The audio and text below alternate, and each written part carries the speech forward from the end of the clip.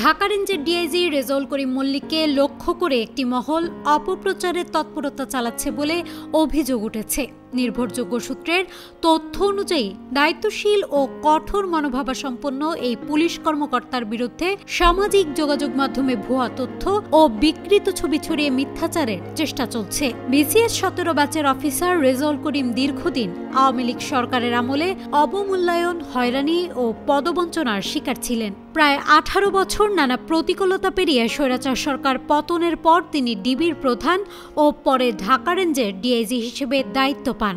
দায়িত্ব নিয়ে তিনি পুরো রেঞ্জের 13টি জেলার আইনশৃঙ্খলা পরিস্থিতিতে দৃশ্যমান পরিবর্তন আনেন এবং একাধিক অভিযানে সশরীরে নেতৃত্ব দেন।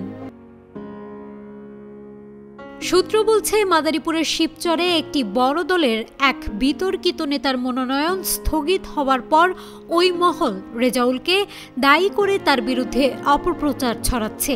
এরই ধারাবাহিকতায় তাকে বিভিন্ন মাধ্যম থেকেও হুমকিও দেওয়া হচ্ছে।